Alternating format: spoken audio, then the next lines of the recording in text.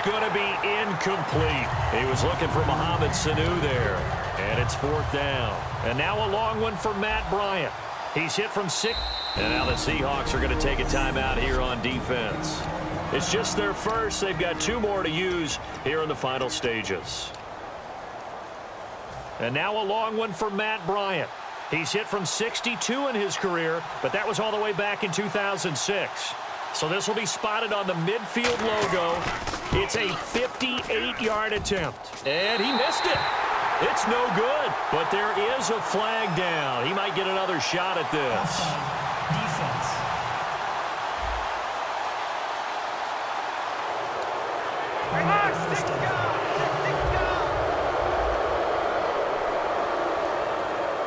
And they're going to speed things up here.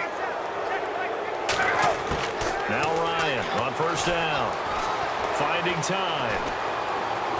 And he can't escape the pressure. Ryan goes down. Michael Bannon in there to get him for a loss of 5. You know, on these types of plays, we're always looking to assess blame. Okay, where did it break down? Sometimes it's just a great play. Ryan. And his throw's going to be incomplete. Trying to get that in the hands of Devontae Freeman that time. And that takes us from 2nd to 3rd down. It's a tried-and-true formula, and I don't think it'll change for as long as we play football. If someone's trying to throw the ball and you can put pressure on them and make it tough, that's only going to help your defense. Yeah, he's since being hurried. He got rid of it before taking the hit, but incomplete. He's going to let it fly. And now another turnover as this one's intercepted. Picked off by the all-pro free safety, Earl Thomas. And Seattle now ready to march onto the field. They have the big lead here late. They protected their home turf well, didn't they? They certainly did, partner. And just think about how good that feels, because every team has a goal when they start the year to win at home, all right? And sometimes you don't win all of them, but they managed to get that done today. Just think about your routine stays the same. Everything's familiar. You feel right going into the game, and they translated that into a win. They did indeed. And no forward progress here. This is going to be a safety. So they dump off the pass, get the completion, but couldn't get out of the end zone, partner. You don't see that very often either, Brandon. A team backed up, trying to complete a pass, but a complete one that's so close to their own end zone that it turns into a safety, that's rare.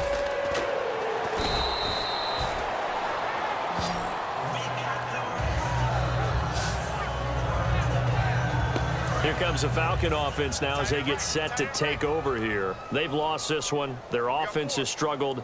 Do they try to put together something here at the end just to take into next week? Yeah, sometimes teams want to do that and coaches want to. I remember one time I was on a team and we were losing late in the game like this, and you knew it was lost. It was over, right? And the coach called a running play and pretty much said to everyone, I want to see something executed well before we get out of here. And that was the message to the team. Just something to build on. Just something to build on, get it done, and maybe we can look at that and say, we'll get better as we go forward. He was looking for his tight end, Jacob Tammy, there. And now it's 2nd down. Whenever I see a drop like that, I have to kind of take a step back and check myself a little bit. So used to seeing those big guys make big-time spectacular plays that when they drop one, I have to remind myself, we ask a lot out of these guys. Block and catch the football, not easily done in today's NFL.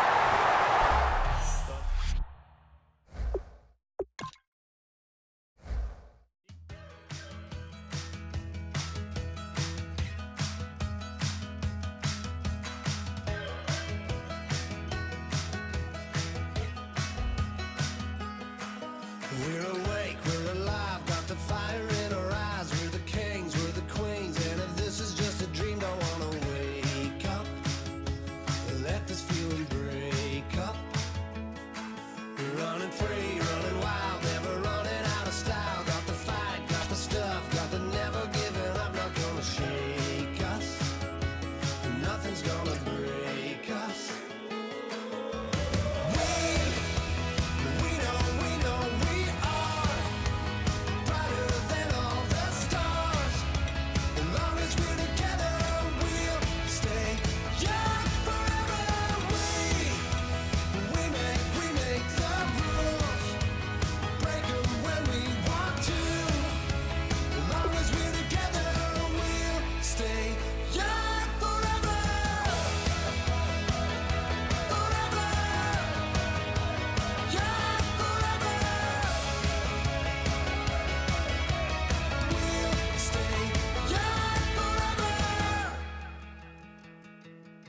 You know the part of the song, everybody sings along. Well, that's us, listen up, shout it out, I'm talking all night. The end is nowhere in sight. From the streets to the tracks, here's to never looking back, cause the past doesn't last. Long as we're together, just keeps getting better. Just keeps getting better. We know we are brighter than all the stars. As long as we're together, we'll stay young forever. We make the rules. Hello, everybody. I'm Larry Ridley. Welcome.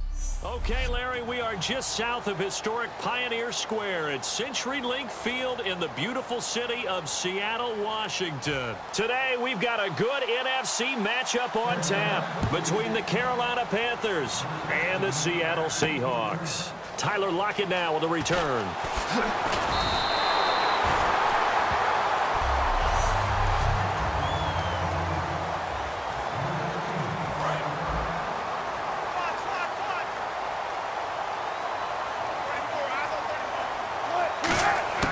Throwing now, Wilson on first down.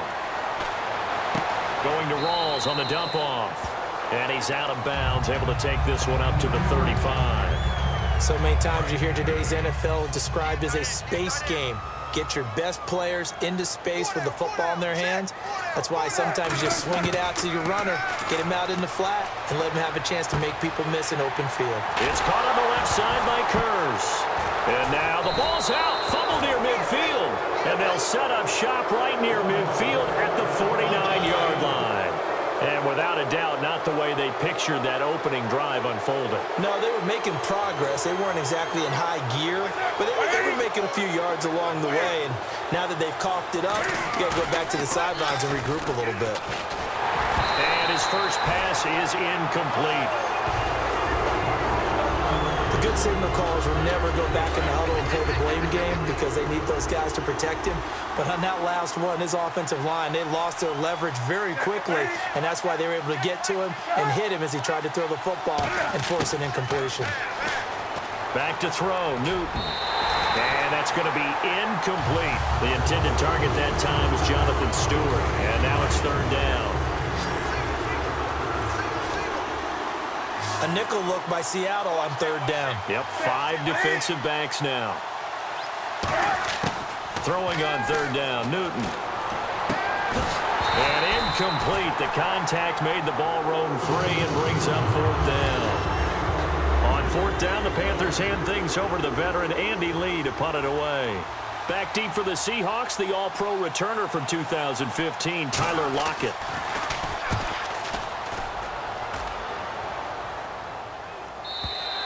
And that'll hit in the end zone. Much too much leg there. That'll be a touchback.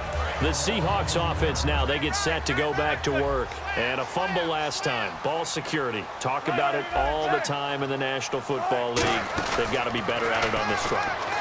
Don't you think that when every team gets together for the first time, I don't care if it's OTAs, mini camps, first day of camp in the regular season, ball security comes up about, what, the second sentence of the coach's address? And those are so many drills focus on that. All the time, and they do drills to make it even tougher to simulate game situations. Doesn't always work out, though. And he's going to get this one across the 30-yard line. That one goes for 13 yards, and it moves the sticks. Man, defensively, that hurts. They got him out of his rhythm. They had him hemmed in, but somehow he was able to tuck it away and get away for a gain. Here's Wilson. Flush to his right. And he's got room. Whoosh. And able to get this one across the 45 before he's brought down. 15 yards there on the scramble and a first down. Partner, as a quarterback, sometimes you just got to know when the clock has gone off in your head, it's time to go. Tuck it and get all you can. On first down, Wilson. He's got his man. It's Kurz. Look at the spin. Balance. And he'll be taken down, but not before getting this inside the 30.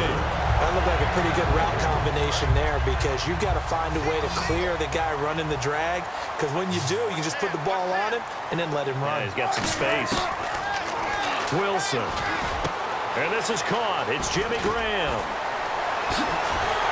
And down he goes, taking it inside the 10, just shy of the 5 at the 6. You know, Charles, for Graham, so much concern early in the season about whether he'd be ready to play this year, what would happen recovering from the tendon. Not only was he ready, he played every game this season for Seattle. And it wasn't just the injury concern with Jimmy Graham. It's how Seattle runs their offense. Remember, when he was in New Orleans, he could expect a ton of passes to come his way. But in Seattle, that number was going to be reduced. Would he be able to maximize what they were going to throw in his direction? And he certainly did this year, 65 catches. 65 catches, just shy of 1,000 yards, 6 touchdowns, too. He didn't originally want to run, but he didn't see anything in the passing game, so he scrambled. And wouldn't you know it, he scores a touchdown anyway. It's awfully nice to have a quarterback who can make things happen with his legs. Fozzie Whitaker now on the return. And a good effort on the return there. Gets him across the 30 to the 33-yard line.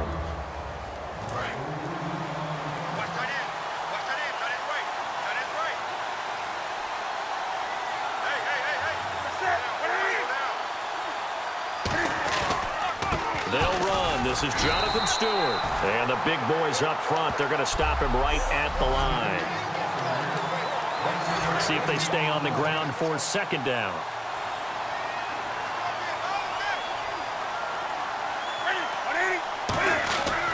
This is Stewart again. And he'll lose yardage. Brought down at the 32. He lost 2 there. And it's third down.